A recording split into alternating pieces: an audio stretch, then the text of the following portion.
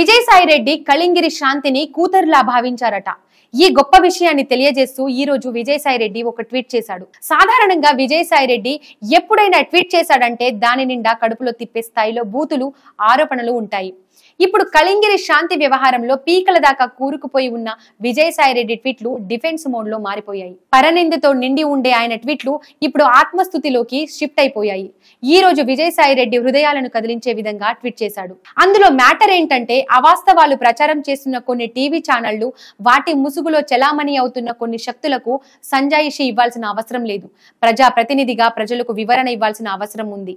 శాంతి కళింగిరిని 2020 సంవత్సరంలో ఎండోమెట్స్ ఆఫీసర్ గా వైజాగ్ సీతమ్మధార ఆఫీసులో మొట్టమొదటగా మీట్ అయినప్పటి నుండి ఇప్పటి వరకు కూతురుగానే భావించాను. ఒక తండ్రిలా ఏ సహాయం కావాలన్నా చేశాను. తనకు కొడుకు పుట్టాడంటే వెళ్లి పరామర్శించాను.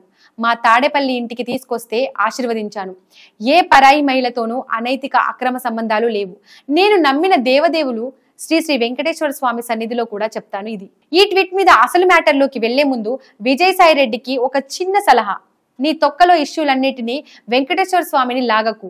ఆయనతో పెట్టుకొని నీ A1 ఆయన ఫాదర్ కూడా మటాష్ అయిపోయారు. శాంతిని కూతుర్లా భావించావో, నాయనమ్మలా భావించావో, నీ ఏడుపేదో నువ్వు ఏడువు, నీ తంటాలు నువ్వు పడు.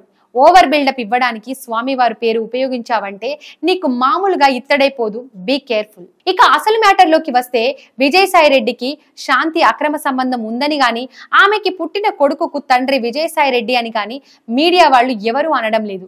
సదరు శాంతి భర్త నెత్తి నోరు బాదుకుంటూ మీడియా ఆఫీసుల చుట్టూ తిరుగుతూ చెప్పుకుంటున్నారు. మొన్న నువ్వు వైజాగ్ లో ఒక దిక్కుమాలిన ప్రెస్ మీట్ పెట్టి చెత్త వాగుడంతా వాగితే మీడియా కవరేజ్ ఇచ్చింది కదా. అదే విధంగా శాంతి భర్త మదన్ మొత్తుకుంటున్న దానికి కూడా కవరేజ్ ఇస్తుంది అంతే. ఆ మాత్రం దానికి నువ్వు మీడియా వాళ్ళని ఆడిపోసుకుంటూ ఏరా ఒరే అని నోరు పారేసుకుంటూ టాపిక్ ని డైవర్ట్ చేస్తున్నావు. నేను DNA టెస్ట్ కి ఒప్పుకుంటున్నాను అనే ఒకే ఒక్క మాటతో అయిపోయే విషయాన్ని సాగదీస్తున్నావు. లేనిపోని అనుమానాలు కలిగేలా చేస్తున్నావు. ఈ సోది ట్వీట్లు చేసే బదులు ఆ టెస్ట్ కు ఒప్పుకోవచ్చు కదా, అందరి నోళ్లు మూయించొచ్చు కదా. ఇంకో ఇంపార్టెంట్ పాయింట్, అసలు నువ్వు శాంతిని కూతురులాగా ఎందుకు భావించాలి? నువ్వు ఒక ఎంపీవి, ఆమె ఒక గవర్నమెంట్ ఆఫీసర్. మీ ఇద్దరి మధ్య రిలేషన్ అంతవరకే ఉండాలి తప్ప ఆమెను నువ్వు ఎందుకు కూతురులా భావించాలి? ఆమె ఇంటికి నువ్వెందుకు వెళ్ళాలి? నీ ఇంటికి ఆమె ఎందుకు రావాలి? ప్రభుత్వ వ్యవహారాల్లో మీ పర్సనల్ మ్యాటర్స్ ఏంటి? ఎందుకు నువ్వు తండ్రిలా ఆమెకి సహాయం చేయాలి? ఎంపీ హోదాలో ఉన్న నువ్వు నీ దగ్గరికి వచ్చిన వాళ్ళందరిలో కూతుర్నో, పిన్నినో, బాబాయ్నో చూసుకోవడం ఏంటి? అసలు ఇదంతా ఏంటి?